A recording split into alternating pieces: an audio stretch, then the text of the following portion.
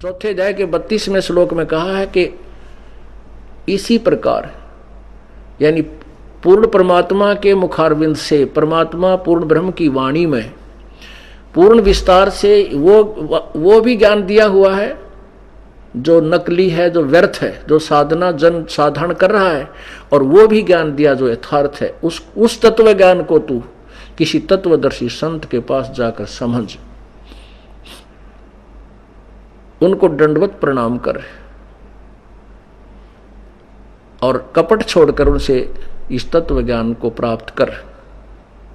फिर वो तत्वदर्शी संत तुझे जो ज्ञान दें उसी आधार पर तू साधना कर। अब इस पॉइंट से चलेंगे जो 7वें अध्याय के 29वें श्लोक को स्पष्ट करेगा।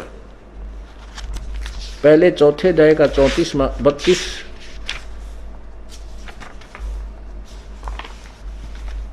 ये देखिएगा।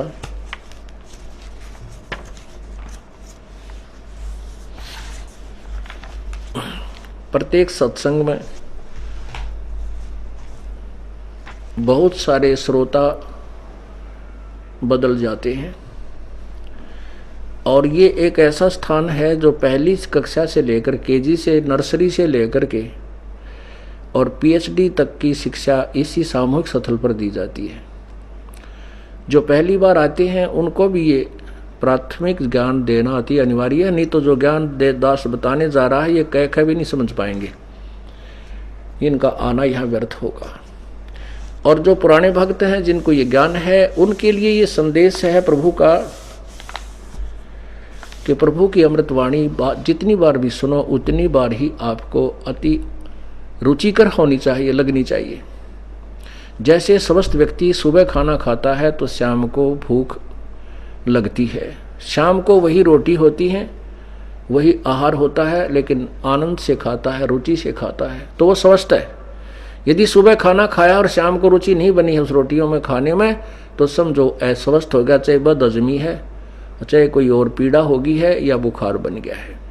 ये उसको जान लेना चाहिए कि गड़बड़ हो चुकी है। तो उसको क्या करना होता है कि दवाई औषधि खानी पड़ती है, चाहे वो रुचिकर लगे या ना लगे।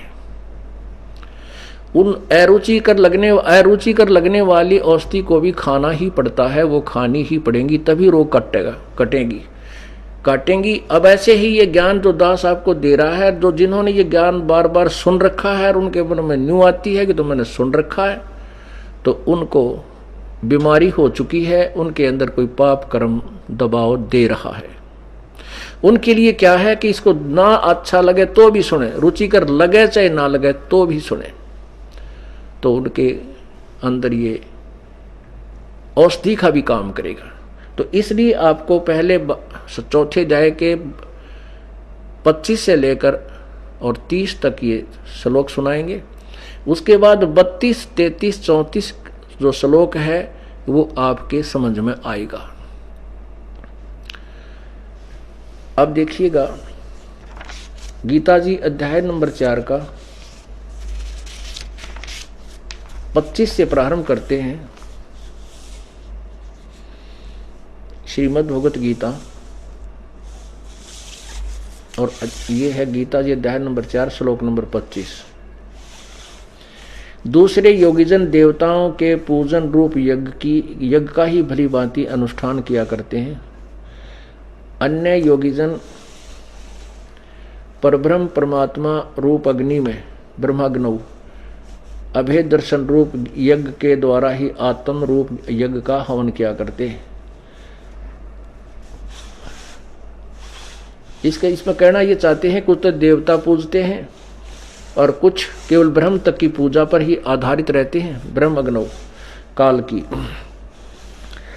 और कुछ अन्य योगीजन श्रोत्र आदि समस्त इंद्रियों को संयम रूप अग्नि में हवन किया करते हैं, यानी कुछ अपने इंद्रियों को काबू करने में ही लगे रहते हैं। और दूसरे कुछ शब्द आदि समस्त विषयों को इंद्रियों रूप अग्नि में हवन किया करते हैं। कुछ अपने विकारों को रोकने में लगे रहते हैं, दूसरे इंद्रियों की संपूर्ण क्रियाओं और प्राणों की समस्त क्रियाओं को यानी श्वासों को केवल प्राणायाम ही करते रहते हैं। भावार्थ ये है ज्ञान से प्रकाशित आत्म संयम रूप योग रूप अग्नि में हवन क्या करते हैं। 28 में कई पुरुष द्रव्य संबंधी यज्ञ यानी भंडारे बुंडूरे करते हैं। धन से जो यज्ञ होने वाली होती है ना धार्मिक अनुष्ठान, उसको द्रव्य यज्ञ कहते हैं। दूसरे कई पुरुष द्रव्य संबंधी यज्ञ करने वाले हैं, कितने ही तपस्या रूपी यज्ञ करने वाले, कुछ तप ही करके मोक्ष चाहते हैं। और दूसरे कितने ही योग यानी योग अभ्यास करते रहते हैं, योग रूप यज्ञ करने वाले हैं। और कितने ही अहिंसा आदि तीक्ष्ण व्रतों से युक्त, जैसे ये जैनी लोग होते हैं मुंह पर पट्टी बांधे रहते हैं, जैसे ये जैनी लोग होते हैं, आपने देखा होगा पैरों में से नंगे मुंह पर पट्टी बांध लेंगे, तो कहते हैं ये इतने तीक्ष्ण अहिंसा यानी किसी जीव हिंसा ना हो जा, केवल इसी को ही मोक्ष मानते हैं। आगे देखना कितनी प्यारी व्याख्या की है। अहिंसा आदि तीक्ष्ण व्रतों से युक्त यतनशील पुरुष स्वाध्याय रूप ज्ञान ये करने वाले हैं। आगे अब 29 और 30 में दूसरे कितने ही योगीजन अपान आयु में प्राण वायु को हवन करते हैं, यानी एक वो क्या करते हैं, प्राण केवल अपने श्वास की ही क्रिया को, पान अपान को ही अभ्यास करके और अंदर से कुछ आवाज सुन के ही उसमें स्थिर उसी को मोक्षदायक मानते। आगे देखिएगा ये है प्राण वायु में अपान वायु को हवन करते हैं। और कितने ही नियमित आहार करने वाले यानी अल्पाहार करते हैं। प्राणायाम प्राण पुरुष प्राण और अपान की गति को रोककर प्राणों को प्राणों में ही हवन किया करते हैं, यानी प्राणायाम करते रहते हैं। और ये सभी साधक यज्ञों द्वारा पापों को नाश कर देने वाला यज्ञों को जानने वाले हैं। अब इसका अर्थ इन्होंने ठीक नहीं किया। इसका अर्थ ये है, इसका वास्तविक अर्थ ये है कि जो भी ऊपर बताई है साधना सभी इनको पाप नाशक जानकर ही करते हैं। भावार्थ ये है, गीता ज्ञान दाता ये काल श्री कृष्ण जी के शरीर में प्रवेश करके गीता ज्ञान अर्जुन को सुना रहा है और अपने लोक में रहने वालों को ये ज्ञान सुना रहा है। ये कह रहा है कि कुछ ऐसी साधना करते हैं, कुछ ऐसे करते हैं, कुछ ऐसे करते हैं। ये सभी ज्ञान को, सभी इन साधनाओं को पाप नाश करने वाली ही जानते हैं। ये जानते हैं कि यही हमारे पापों का नाश करेंगी जो साधना हम कर रहे हैं। अच्छा, अब आगे देखना 31 और 32 में क्या कहा है। ये अध्याय नंबर 4 का और श्लोक नंबर 31 सुनाएंगे आपको। हे कुरुक्ष अर्जुन श्रेष्ठ, 30 तक आपने पढ़ लिया, अब 31 है। कुरुश्रेष्ठ अर्जुन, यज्ञ से बचे हुए अमृत का अनुभव करने वाले सनातन ब्रह्म परमात्मा को प्राप्त होते हैं। सनातन ब्रह्म अविनाशी परमात्मा, ये सनातन ब्रह्म, इसको सनातन ब्रह्म कहो, इसको ब्रह्मण कहो। सनातन पर ब्रह्म यानी सनातन ब्रह्म यानी अविनाशी परमात्मा को प्राप्त होते हैं। और यज्ञ करने वाले पुरुषों के लिए तो यह मनुष्यलोक भी सुखदायक नहीं है और परलोक कैसे सुखदायक हो सकता है यज्ञ। अब क्या है, यज्ञ से बचे हुए अमृत का अनुभव करने वाले, जैसे गीता जी अध्याय नंबर 3 के श्लोक 10 से लेकर के 15 तक स्पष्ट है कि उसमें बताया है कि परमात्मा ने सृष्टि रचकर उनको कहा था कि तुम यज्ञ करो और यज्ञों के द्वारा इन देवताओं को उन्नत करो, ये बढ़े हुए देवता तुम्हें फिर उन्नत करें और इस प्रकार वो उन्नत हुए देवता तुम्हें फिर बिना मांगे इच्छित भोग दिया करेंगे। और उस अन्न से बचे हुए शेष अन्न को, उस यज्ञ से बचे हुए धार्मिक अनुष्ठान पूर्ण परमात्मा को इष्ट रूप में मान करके जो साधना की जाती है वही यथार्थ अनुष्ठान होता है। उसमें कहते हैं पहले प्रभु को भोग लगाया जाता है और उसके बाद जो शेष अन्न बचता है वो सबको वितरित किया जाता है। इसमें वही लिखा है कि यज्ञ से बचे हुए अन्न को खा करके सभी श्रद्धालु पाप मुक्त हो जाते हैं। तो यहाँ वही उसी से संबंधित। और कहते हैं जो अनुष्ठान नहीं करते, धार्मिक जो धर्म नहीं करते, कोई संत आदि बना करके अपनी साधना ठीक से नहीं कर रहे, वो इस लोक में भी दुखी और परलोक में भी दुखी। इसी का प्रमाण कबीर परमेश्वर जी अपनी वाणी में कहते हैं,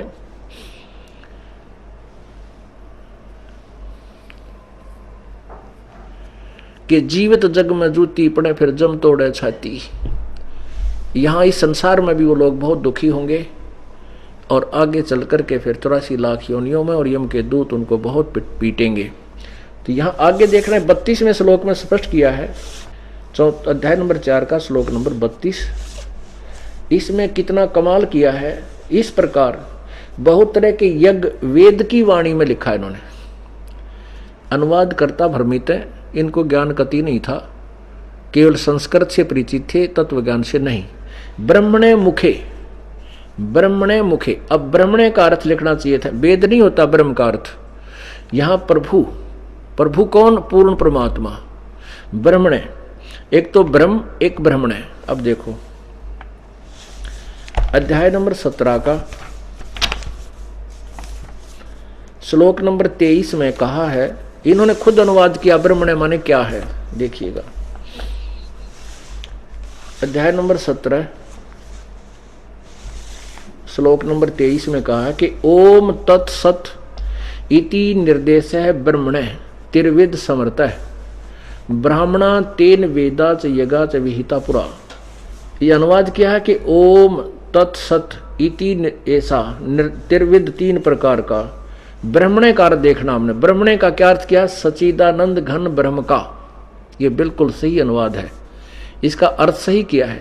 ब्रह्मणे माने सच्चिदानंद घन ब्रह्म का नाम कहा है, यानी पूर्ण परमात्मा कबीर परमेश्वर को प्राप्त करने का ये ओम तत्सत ये मंत्र है। ओम इसमें ब्रह्म का मंत्र है और तत् ये परब्रह्म का मंत्र है, और मंत्र है ये सांकेतिक है, और सत्य भी सांकेतिक है, ये पूर्ण ब्रह्म को का मंत्र है। इन तीनों मंत्रों के जाप से पूर्ण परमात्मा कबीर परमेश्वर की प्राप्ति होती है। और ये तिर्विध है माने 3 प्रकार से इसका सिमरण होता है और 3 बार में ही इसकी पूर्ति होती है, 3 बार में ये दान किया जाता है। अब हमने जो अपने मतलब का है वो ये देखना कि ब्रह्मणे माने सच्चिदानंद घन ब्रह्म। तो यहाँ हम ब्रह्मणे का अर्थ ये लगाते हैं।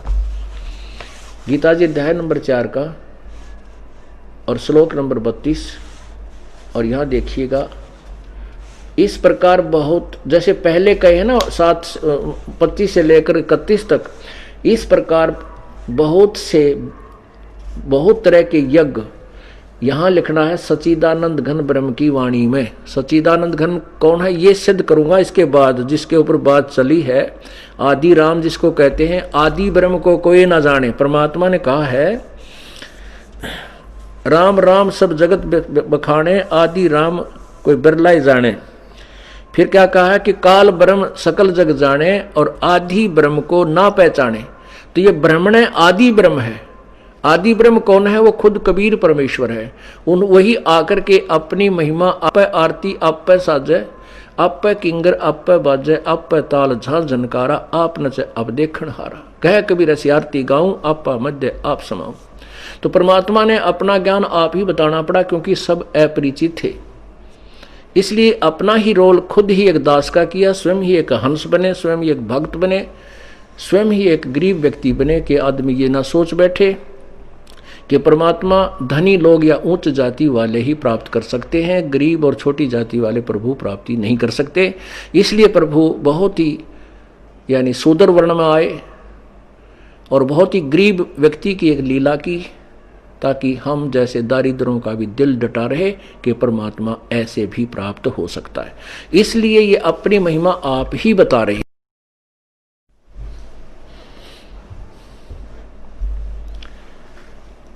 परमात्मा कह रहे अकाल पुरुष काहू नहीं चीना, काल पाए सभी गह लीना। और काल ब्रह्म काल सकल जग जाने।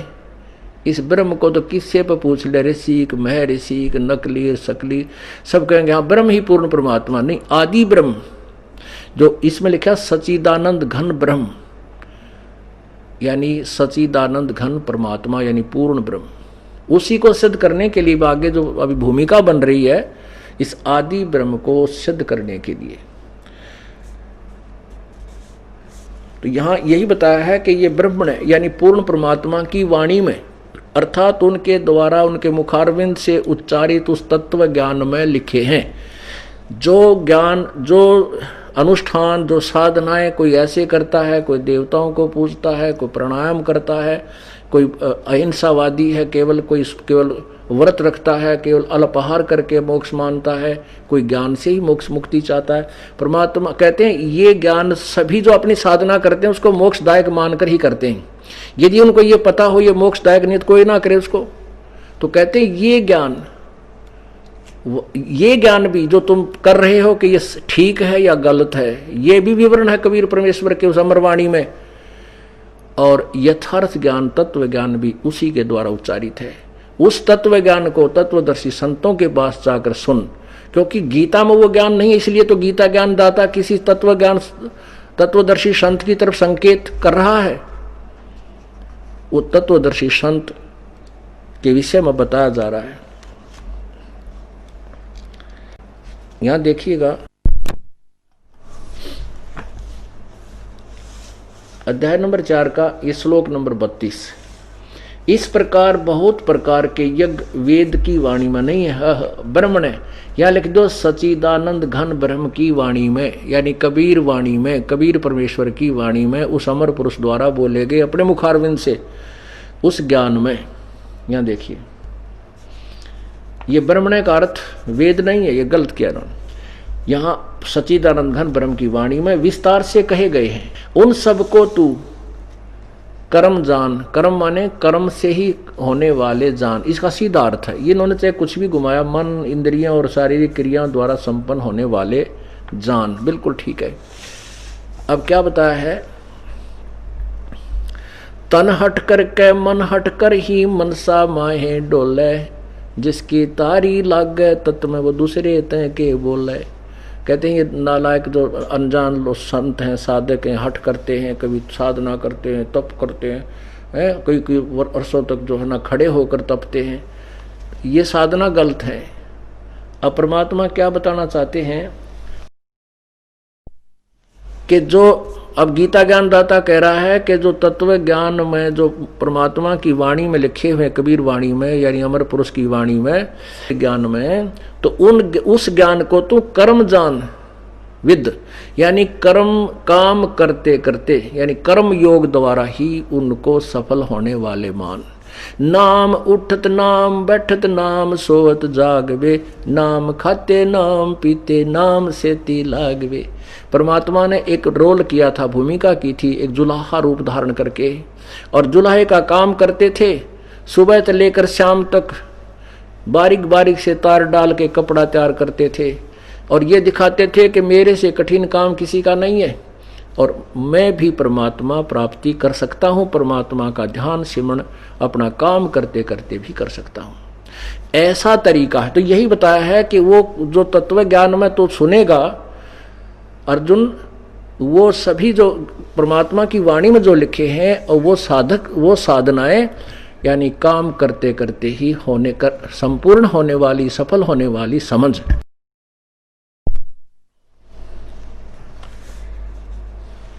फिर देखिएगा अध्याय नंबर 32 अध्याय नंबर 4 श्लोक 32 में, इस प्रकार बहुत प्रकार तरह के यज्ञ या पूर्ण सच्चिदानंद घन ब्रह्म की वाणी में विस्तार से कहे गए हैं। उन सबको तू कर्म जान विद, कर्म जान यानी कर्मों यानी यहाँ देख ले शारीरिक क्रियाएं द्वारा संपन्न होने वाले जान, और इस प्रकार तत्व से जानकर उनके अनुष्ठान द्वारा तू कर्म बंधन से सर्वथा मुक्त हो जाएगा। कौन से को? इस कबीर वाणी में जो लिखा है उसको जानकर तू फिर कर्मों बिल्कुल सर्वथा बंधन से मुक्त हो जाएगा, तेरा पूर्ण मोक्ष होगा। अब अध्याय नंबर 33 में कहा ना, श्लोक नंबर 33 में कहा है अध्याय नंबर 4 के हे पार्थ, हे परंतम अर्जुन, द्रव्य में यज्ञ की अपेक्षा ज्ञान यज्ञ अत्यंत श्रेष्ठ है। अब द्रव्य यज्ञ कौन सी होती है? जो धन से पूर्ण होती है। जैसे सेठ लोग हैं, कोई भंडारा कर देता है, किधर कोई धर्मशाला, कोई गौशाला, कोई चौपाल बनवा देते हैं। कहते हैं ये ऐसे मनमुखी तरह से दान करने से, कोई भंडारा करता है, कोई गरीबा में कपड़े बांट देता है। परमात्मा कहते हैं कि ये जो ज्ञान है, जो साधना करते हो तुम धन से, इसके जो है ना बजाय तुम जो है तत्व ज्ञान को समझ एक बार और फिर धर्म कर। वो ज्ञान यज्ञ श्रेष्ठ है। ज्ञान यज्ञ का अर्थ है कि उससे पहले आपको पता चलेगा कौन तो भगवान है और जो साधना तुम कर रहे हो वह ठीक भी है कि नहीं है। जैसे आपने अपने स्वदेश जाना, अपने घर को जाना है, यहाँ बरवाला आश्रम हिसार से, और आपने जाना कुरुक्षेत्र, आप चल पड़े सिरसा की तरफ, तो कहते पहले अपने मैप ने देख, अपने ज्ञान को समझ, तू जा की तरह है, तूने जाना कहाँ है, उसके बाद फिर प्रस्थान कर। मना नहीं किया कि धर्म ना कर, तू ये भंडारे ना कर, लेकिन ज्ञान यज्ञ श्रेष्ठ है, इसलिए कि पहले ज्ञान समझ। अब देखिए, हे परंतम अर्जुन, अध्याय नंबर 4 का ये श्लोक नंबर ये 34 है, ये 33 सुना रहा हूं। अर्जुन, द्रव्य में यज्ञ की अपेक्षा ज्ञान यज्ञ अत्यंत श्रेष्ठ है। यावन मात्र संपूर्ण कर्म ज्ञान में समाप्त हो जाते हैं। जो कर्म माने संपूर्ण कर्म, जो भी क्रियाएं, जो साधनाएं, जो धार्मिक कर्म तुम कर रहे हो, ज्ञान में ही से, तत्व ज्ञान से सुलझेंगे। और वो सच्चिदानंद घन परम की वाणी में उनका विस्तार से विवरण है। उस तत्व ज्ञान, वो तत्व ज्ञान है। तो अब 34वें श्लोक में कहा कि उस तत्व ज्ञान को तू तत्वदर्शी संतों के पास जाकर समझ। अध्याय नंबर 4 का जो दास सुनाना चाहता था, 34वें श्लोक को समझाने के लिए आपको ये भूमिका सुनाई है, बनाई है। अध्याय नंबर 4 का श्लोक 34 है। उस ज्ञान को जो अभी तक ये दास आपको बता रहा है, पढ़ा रहा था, उस ज्ञान को, कबीर परमेश्वर के ज्ञान को, परमात्मा के मुखारविंद से उच्चारित वाणी को, उस तत्व ज्ञान को तू तत्वदर्शी ज्ञानियों के पास जाकर समझ। उनको भली भांति दंडवत प्रणाम करने से, उनकी सेवा करने से, कपट छोड़कर सरलता पूर्वक प्रश्न करने से वे परमात्म तत्व को भली भांति जानने वाले ज्ञानी महात्मा तुझे तत्व ज्ञान का उपदेश करेंगे। एक बात तो यह सिद्ध होगी कि गीता ज्ञान से अतिरिक्त कोई और ज्ञान है जो पूर्ण परमात्मा के द्वारा अपने मुखारविंद से, अपनी वाणी से उच्चारित है। वो ज्ञान कौन है और वो परमात्मा सच्चिदानंद घन ब्रह्म कौन है, आदि ब्रह्म कौन है, इसी को सिद्ध करने के लिए, यही इसी की पहचान कराने के लिए आपके समक्ष ये ढेर सारे प्रूफ दिए जा रहे हैं। अब वो तत्व ज्ञान को किसके पास? तत्वदर्शी संतों के पास जाकर समझ। वो तत्वदर्शी संत कैसा है, उसकी पहचान क्या है, ये भी गीता जी में बताया है 15वें अध्याय के प्रथम ही मंत्र में। उसमें बताया कि उल्टा लटका हुआ संसार रूपी वृक्ष है और जो संत इसके सभी अंगों सहित, जो संत इस उल्टे लटके हुए संसार रूपी वृक्ष के सर्वांग सहित बतावे, ये संसार रूपी उल्टा लटका हुआ वृक्ष,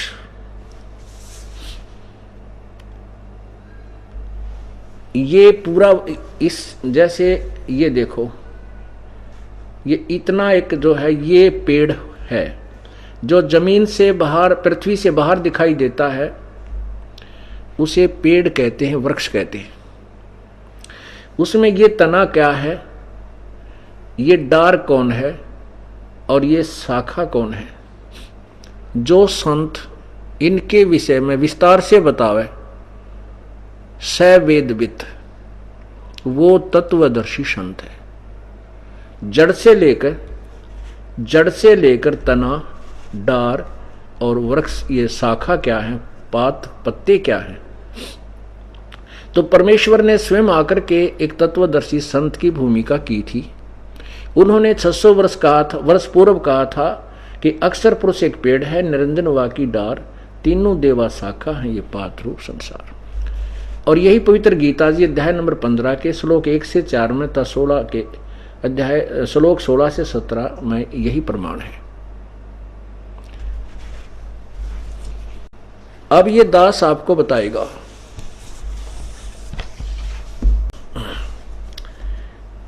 देखिएगा, अथ पंचदशोध्याय 15वां अध्याय है। ऊर्ध्व मूलम अधः शाखम अश्वत्थम प्राहु अवय छंदासी यस्य प्रणानी ये तम वेद स वेदवित्। इसका क्या अर्थ है? गीता ज्ञान दाता तत्वदर्शी संत की पहचान बता रहा है। ऊर्ध्व मूलम अधः शाखम, ऊपर को जड़ वाला, नीचे को तीनों गुण रूपी रजगुण ब्रह्मा सतगुण विष्णु तमगुण शिवजी रूपी शाखा वाला ये उल्टा लटका हुआ संसार रूपी वृक्ष है। और छंदासी यस्य पर्णानी, छंद का अर्थ होता है अलग अलग टुकड़े, इसके विभागों को और पत्तों सहित यह वेद जो जानता है स वेदवित्। स वेदवित्, वेद माने वेदवित् माने वेद के तात्पर्य को जानने वाला, यानी वो ज्ञान से पूर्ण परिचित है, वो वास्तविक में तत्वदर्शी संत है। अब देखिएगा, इन्हीं के द्वारा अनुवादित ऊर्ध्व मूलम अधः शाखम अश्वत्थम प्राहु अवम छंदासी यस्य प्रणाने ये तम वेद, जो उस सारे संसार उपटे लटके संसार रूपी वृक्ष को जानता है, स वेदवित्, वह वेद के तात्पर्य को जानने वाला है, वह वेद वेता है, वो तत्वदर्शी संत है। ये देखिए, इन्हीं का अनुवाद पढ़िए पहले। आदि पुरुष परमेश्वर रूप मूल वाले, यहां तक तो ये सही बोले हैं। आदि पुरुष परमेश्वर तो मूल है इस उल्टे लटके हुए संसार रूपी वृक्ष की। देखिएगा,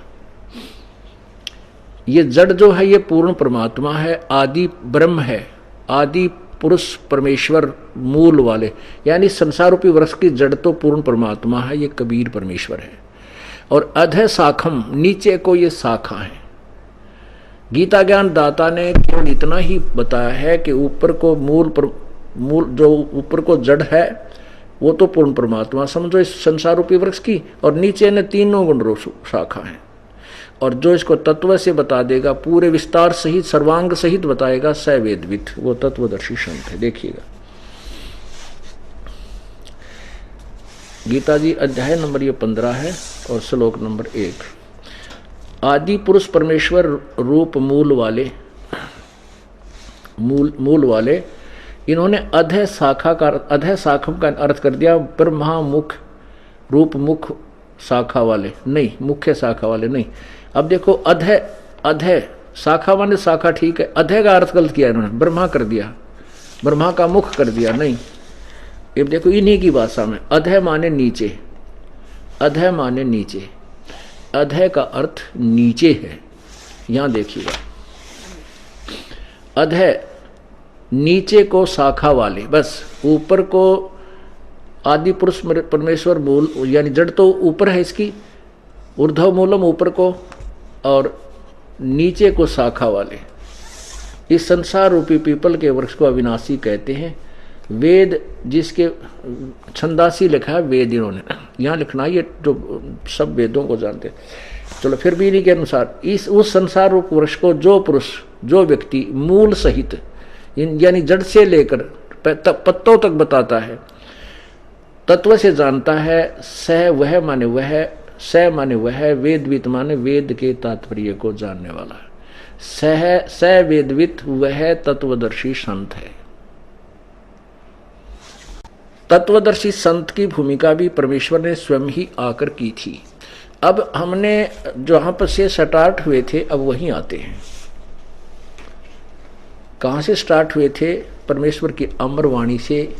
गीता जी अध्याय नंबर 4 के श्लोक 32 में जो कहा है कि उस परमेश्वर की मुख उस सच्चिदानंद घन ब्रह्म की वाणी में जो विस्तार से ज्ञान दिया है, वो तत्वदर्शी संत बताएगा, उससे उसके पास जाकर समझ। अब ये दास आपको तुलना कर रहा है कि वेद और गीता कबीर परमेश्वर का समर्थन कर रहे हैं, उसके ज्ञान का समर्थन कर रहे हैं, और वो ज्ञान आपको बोलकर सुना रहा है ये दास, और फिर प्रमाण कर रहा है इस सदग्रंथों से, जिससे पुण्य आत्मा जो अभी तक भ्रमित थी वो तुरंत समझ जाएंगी। एकदम सक्रिय माइंड के घूम जाएंगे, तुम कहाँ भटक रहे थे, वस्तु कहाँ खोजे, वस्तु कहाँ ढूंढे कहाँ, और किस विद लागे हाथ, एक पलक में पाई ये भेदी ले ले साथ।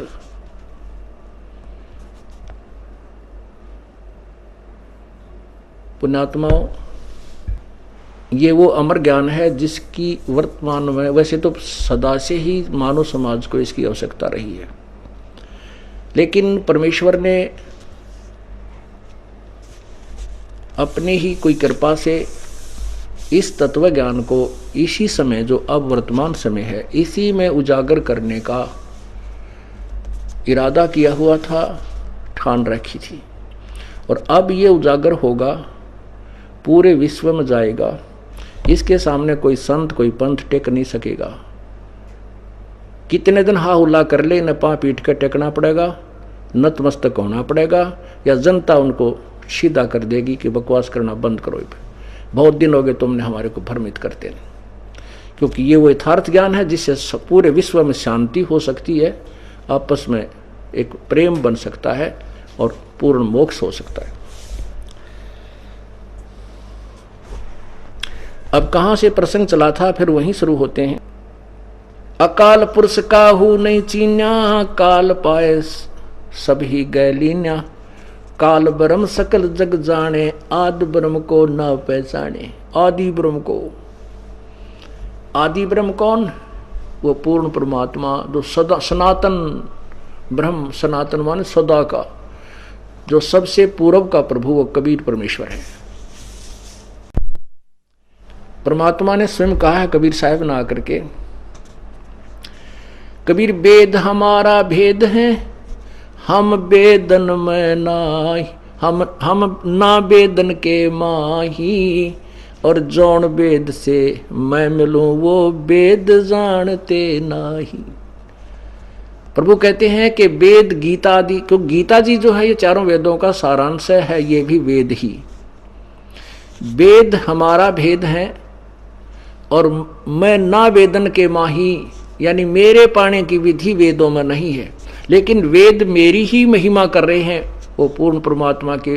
जैसे गीता जी अध्याय नंबर 18 के श्लोक नंबर 62 में कहा है कि अर्जुन तू सर्वभाव से उस परमेश्वर की शरण में जा जिसकी कृपा से तू परम शांति और शाश्वत स्थान सतलोक को प्राप्त होगा।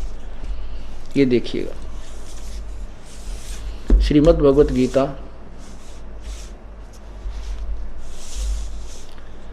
अध्याय नंबर 18 का, श्रीमद् भगवत गीता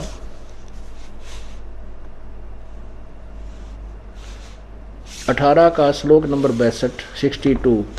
हे भारत, सब प्रकार से उस परमेश्वर की शरण में जा, उस परमेश्वर की कृपा से ही तू परम शांति और शाश्वतम स्थानम सनातन परम धाम यानी सतलोक को प्राप्त होगा। इससे क्या सिद्ध हुआ कि गीता ज्ञान दाता ब्रह्म है, ज्योति निरंजन है, और ये किसी और परमेश्वर पूर्ण ब्रह्म सनातन परमधाम को प्राप्त, जो सनातन परमधाम में परमात्मा रहता है, उसको उसकी प्राप्ति के लिए ही कह रहा है। गीता जी अध्याय नंबर 15 के श्लोक नंबर 1 से 4 में भी यही विवरण है कि जब तत्व ज्ञान प्राप्त हो जाए उसके बाद उस परम पद परमेश्वर की खोज करनी चाहिए। ये देखिएगा, अब हम परमेश्वर की अमर वाणी सुनाएंगे।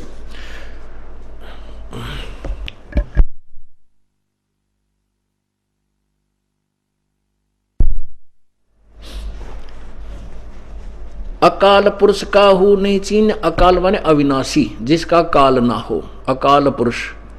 चाहे उसे शब्द स्वरूपी राम कहो, चाहे सत्य पुरुष को, सत्य पुरुष माने भी अविनाशी परमेश्वर, अकाल पुरुष माने भी शब्द स्वरूपी राम कहो, चाहे उसको परम अक्षर ब्रह्म कहो, यानी अविनाशी पूर्ण अविनाशी परमात्मा कहो, एक ही बात है।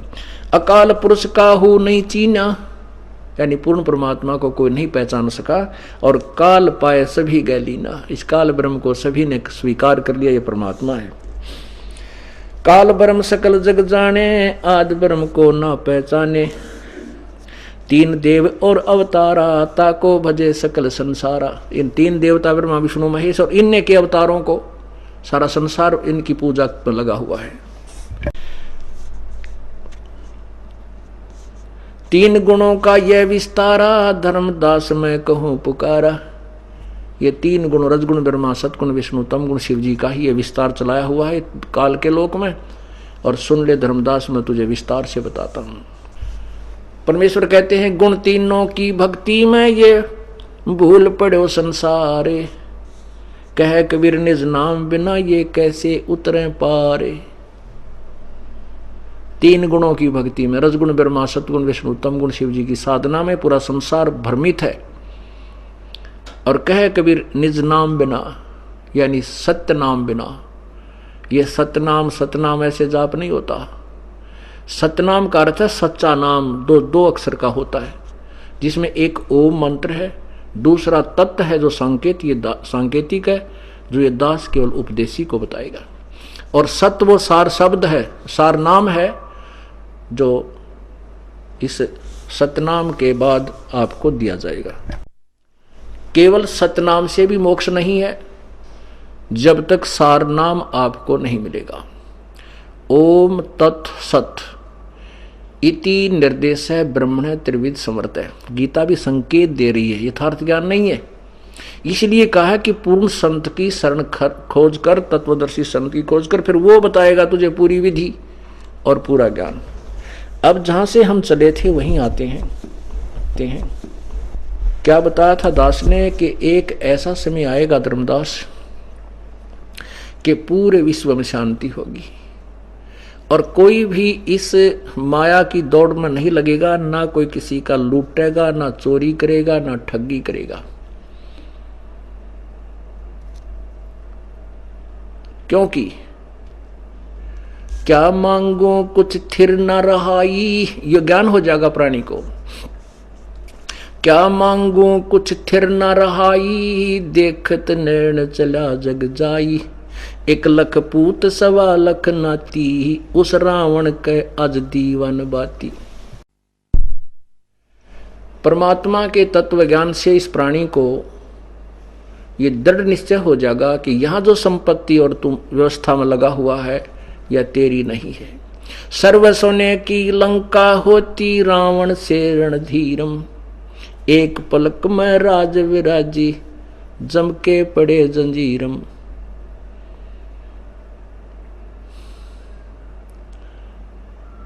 कहते हैं या माया अपनी नहीं, या माया अपनी कहे, समझत नहीं गवारे। रति कंचन पाया नहीं, रावण चलती बारे। सारी सोने की लंका बनाए बैठा था, चलते समय कहते हैं मरा जब एक सुई भी सोने की नहीं ले जा सका रावण अपने साथ। तो कहते यहाँ की वस्तु की क्या डिमांड करें हम। तो ये तत्व ज्ञान से आपको पता चलेगा। तो उसके बाद आप ऐसी समर्थ शक्ति की शरण में हो जाओगे कबीर परमेश्वर की में, कि आपकी भाग्य में, आपकी किस्मत में, आपके प्रारब्ध में ना होगी कोई वस्तु जो आपको आवश्यकता होगी, परमेश्वर अपने कोटे तो देगा आपको। फिर आपको ना तो मिलावट करने की आवश्यकता पड़े, ना चोरी करने की आवश्यकता पड़े। आप मिलावट करके, धोखा करके, 2 नंबर का काम, डाके चोरी करके धन इकट्ठा कर लेते हो। फिर उधर से कोई बालक बीमार हो जाता है, 2 लाख रुपये इकट्ठे किए, 3 लाख खर्च हो गए। वो पैसा तो रहा नहीं क्योंकि आपके भाग्य में नहीं था, वो आपने जबरदस्ती इकट्ठा कर रखा था। और वो पाप ज्यों के तो रह गए, जो धन कमाने के लिए आपने जो पाप किए थे। और वो पाप तुझे भोगने पड़ेंगे। कहीं गधा बनेगा, गधी बनेगी, कुत्ता बने, कुतिया बने, टांग टूटे, बुरा हाल हो, कीड़े पड़ जाएंगे। तो पुण्यात्माओं, ये डर बनेगा गात में। और डर जब बनता है जब हम सियाने हो जाएंगे। जैसे छोटा सा बच्चा होता है, एक अबोध बालक होता है, वो बिजली के नंगे तार को जा करके छू लेता है और मृत्यु को प्राप्त हो जाता है। वो सर्प को भी पकड़ देता है और पर सर्प उसको डस लेता है, वो मर जाता है। एक बोतल में, शीशी में कोई विष रखा है, वो उसको भी मुंह के लगा कर पी देता है और मर जाता है, क्योंकि वो अबोध है, परिचित नहीं है कितना भयंकर वस्तु है। वो अपरिचित है कि सर्प कितना भयंकर जानवर है। जब वो बड़ा हो जाता है उसकी बुद्धि काम करने लग जाती है, विकसित हो जाती है। फिर वो सर्प से इतना डरता है, औरों को भी कहता भाग ले सर्प है। और बिजली का तार कहीं नंगा पड़ा हो जमीन पर, दूसरों को भी दूर करेगा, दूर हो जा। क्योंकि अब उसको ज्ञान हुआ तो भय हुआ तो जान बची। ऐसे ही जब हमें तत्व ज्ञान के रोशनी में हम परिचित हो जाएंगे, हमारी आंखें खुल जाएंगी, बुद्धि विकसित हो जाएगी, फिर हम पाप नहीं करेंगे और तभी हमें डर बनेगा। और फिर यहाँ की यथार्थता से परिचित हो जाएंगे कि मान ले हमने एक फैक्ट्री ला ली, 2 कोठी बना ली, चलते समय तो साथ नहीं जाएंगी, और इसकी व्यवस्था में जो समय व्यर्थ कर दिया और भगवान भजा नहीं, ये अनमोल जीवन तेरा व्यर्थ गया। तो ऐसे कहते हैं। अब गीता जी का वो संदेश आपको दूंगा जहां से स्टार्ट किया था कि इस तत्व ज्ञान को समझने के बाद, इस तत्व ज्ञान को समझने के उपरांत और तत्व ब्रह्म से परिचित हो जाने के उपरांत, तत्व ब्रह्म माने उस परमेश्वर, आदि पुरुष परमेश्वर कबीर भगवान के यथार्थ स्थान और उसकी महिमा से परिचित होने के उपरांत, अर्जुन तो केवल यहां से जन्म और मृत्यु से छुटकारे का ही प्रयत्न करेगा। जो व्यक्ति उस तत्व ज्ञान, जो तत्वदर्शी संत बतावेगा, और मैं जो तुझे कह रहा हूं, जो इस बात को सत्य मान लेगा। काल कह रहा गीता ज्ञान दाता कि जो ज्ञान मैं बता रहा हूं कि तत्वदर्शी संत की खोज कर और उनसे दंडोत प्रणाम कर, कपट छोड़कर, अभिमान छोड़कर अपना नतमस्तक होकर अपना कल्याण कराने के लिए उनसे ये तत्व ज्ञान पूछ समझ। उस तत्व ज्ञान से, पूरे आध्यात्मिक ज्ञान से आप परिचित हो जाओगे और उस परमात्मा से परिचित होने के उपरांत संसार की किसी भी वस्तु की तू डिमांड नहीं करेगा। अब यहां से शुरू हुआ था कि जिससे विश्व में शांति होगी और सर्व मनुष्य समुदाय का जो कल्याण होगा, वहीं फिर आते हैं अध्याय नंबर 7 का श्लोक नंबर 29। अध्याय नंबर 7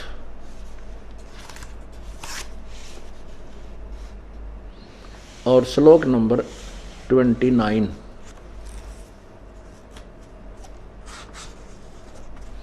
इसका यहां अनुवाद किया इन्होंने नेक्स्ट पृष्ठ पे। क्या कहता गीता ज्ञान दाता, जो मेरे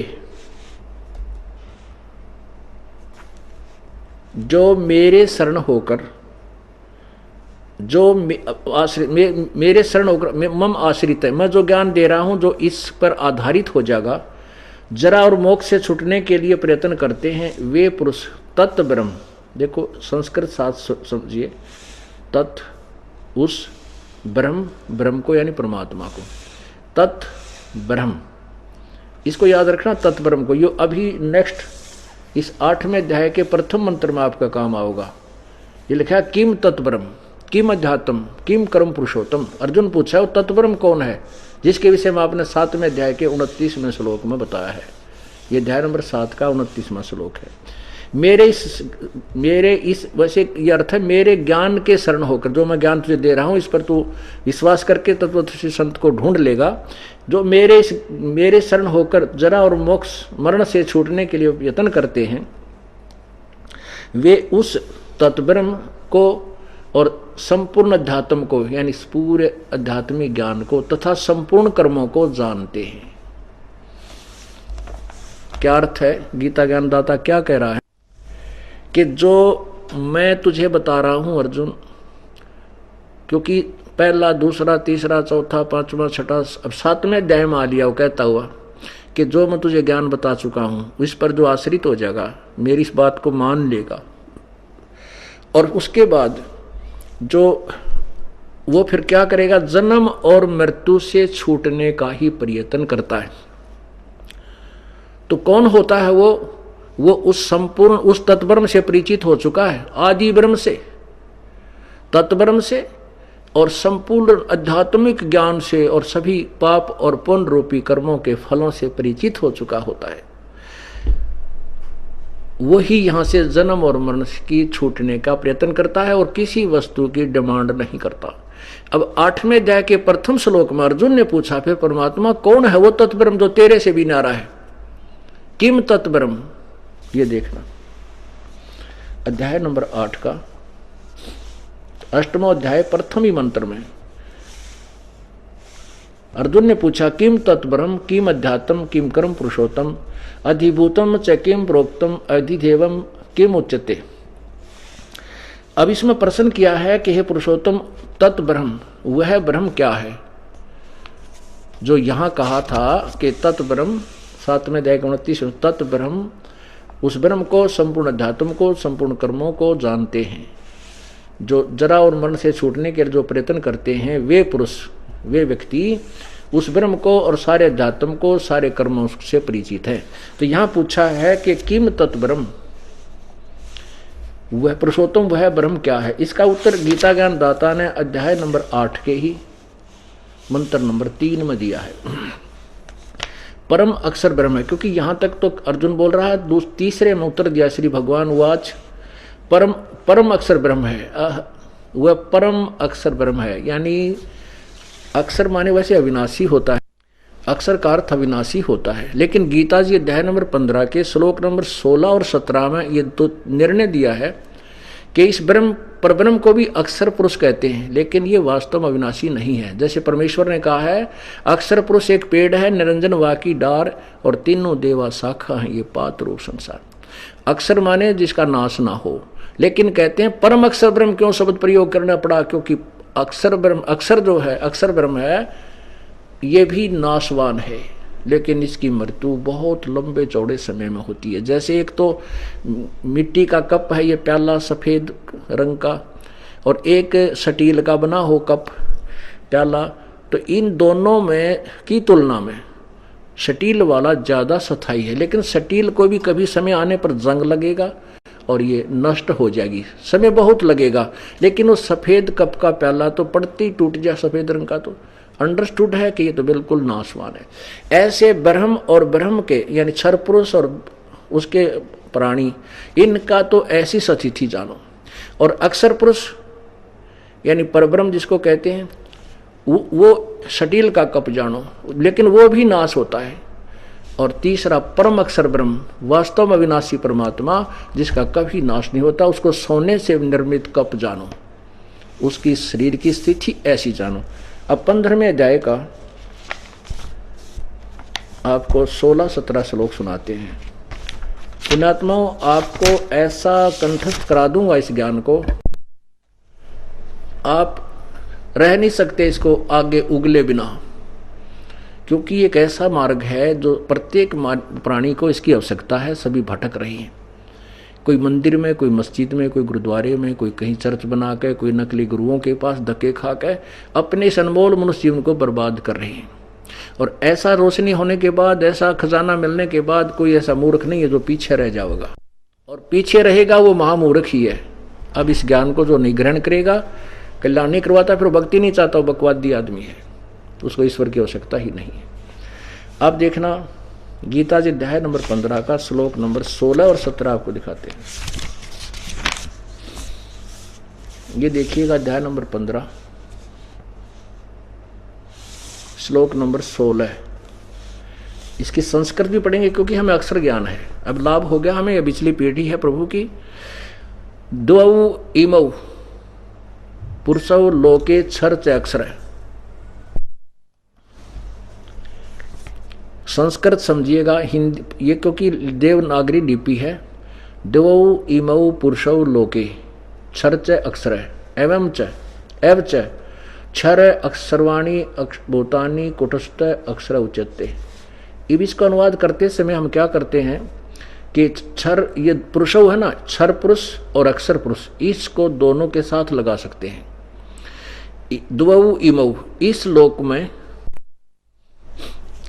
द्वौ इमौ लोके, इस लोक में दो प्रकार के पुरुष माने प्रभु हैं, एक क्षर पुरुष एक अक्षर पुरुष। यहां देखो, इन्हीं का अनुवाद देखिएगा। इस संसार में नाशवान, क्षर माने नाशवान, अक्षर माने अविनाशी। नाशवान और अविनाशी भी दो प्रकार के पुरुष यानी भगवान है। इन्होंने पुरुष ही लिख दिया, यहां लिखना था दो प्रकार के भगवान हैं, प्रभु हैं। संपूर्ण प्राणियों के शरीर नाशवान और जीवात्मा अविनाशी कहा है। अब देखो, गीता जी अध्याय नंबर 15 का श्लोक नंबर 16 आपको दिखाया और पढ़ाया और पढ़ा। इसमें दो प्रभु बताए, एक क्षर माने नाशवान, अक्षर माने अविनाशी।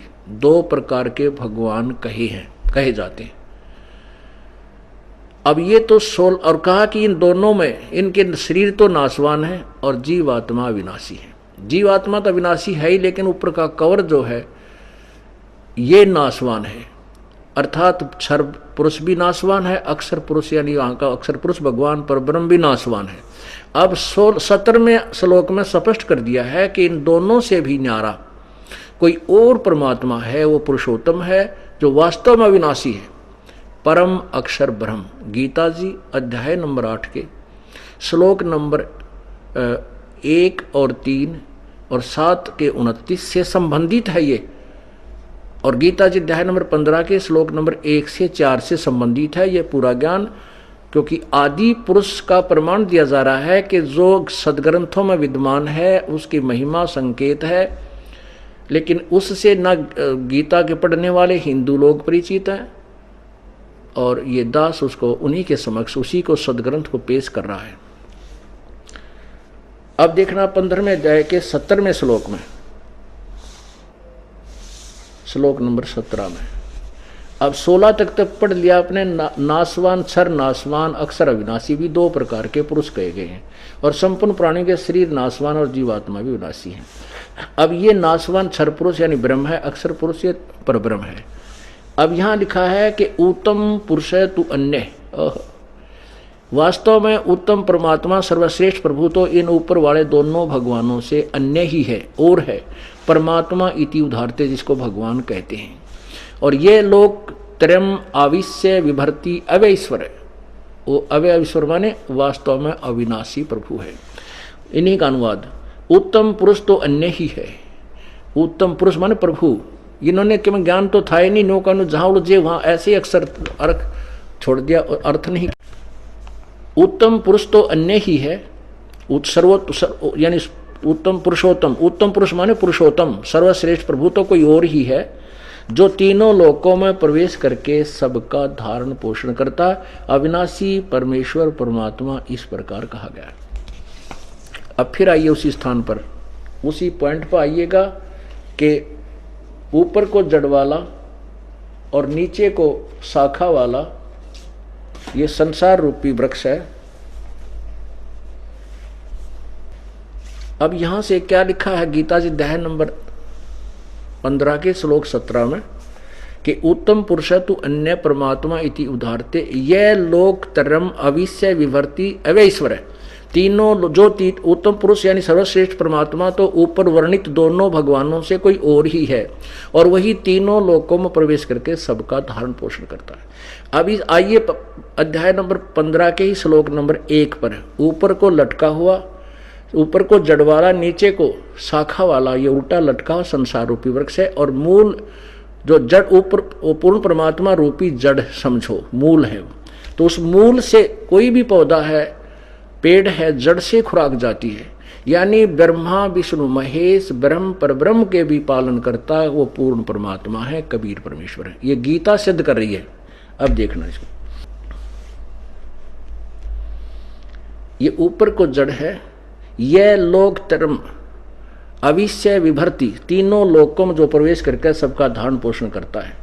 इस पौधे को जड़ से खुराक आई, पेड़ को परमात्मा पूर्ण ब्रह्म की भक्ति से ही इनके ये साधना करते इस परमेश्वर की, इनसे यहाँ तना में खुराक आती है, तना से डार में आती है, डार से इन शाखाओं में, और हम फिर यहाँ नीचे हैं। हम यहाँ नीचे हैं, पात रूप में हम अब प्राणी हैं।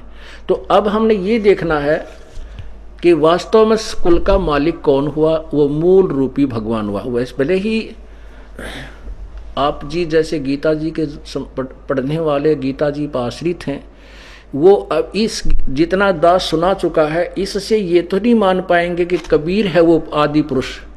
वो भी पेटा भर दूंगा, वो भी विश्वास दिलाऊंगा 100 प्रमाण दे करके कि वो कौन है, वो परमात्मा जिसको आदि पुरुष कहा है, वो कबीर है। और वही काशी में आया, बनारस में दुल्हा, वही पूर्ण परमात्मा। लेकिन इतना तो मानना पड़ेगा गीता पर आश्रित समुदाय ने कि गीता ज्ञानदाता से कोई और परमात्मा जो समृद्ध शक्ति है, ये तो मान चुके हैं और मानना पड़ेगा। वो कौन है, कैसा है, कहाँ रहता है, ये प्रमाण अलग से आपको और दिए जाएंगे। तो जहां से दास ने स्टार्ट किया था कि धर्मदास जी को प्रभु ने बताया था कि धर्मदास तो लाख दुहाई, ये सार शब्द कहीं बाहर ना जाए। ये सार शब्द और सार ज्ञान ये दो सतिथि हैं। सार ज्ञान यानी मूल ज्ञान, मूल ज्ञान मीन तत्व ज्ञान। कहा था कि कहीं बाहर ना जावे, अभी नहीं बताना किसी को, समय आएगा जब बीचली पीढ़ी आएगी, उस समय इस ज्ञान का ढंडोरा पीटेंगे और जनसाधारण तक बताएंगे। यदि आपने अभी इसका विस्तार खोल दिया, धर्मदास जी ने अपने भी वंशजों को भी ये ज्ञान नहीं दिया, यथार्थ मंत्र नहीं दिया जो 3 मंत्र का है, ओम तत्सत। धर्मदास जी ने केवल 5 नाम दिए थे, वो भी 5 नाम ये नहीं है जो वर्तमान में कबीर पंथी जो जाप करते हैं, अजर नाम, अमर नाम, पाताले सब सिंधु नाम। ये केवल एक वाणी है, एक शब्द है, ये ज्ञान, ये मंत्र जाप का नहीं है। और वो सार शब्द इनसे भी नारा है। और मूल ज्ञान इस तत्व ज्ञान को कहते हैं जो दास आपके समक्ष पेश कर रहा है, ये हो मूल ज्ञान। इसके विषय में प्रमाण आपको शाम को सत्संग में सुनाएंगे। बोलो सतगुरु देव।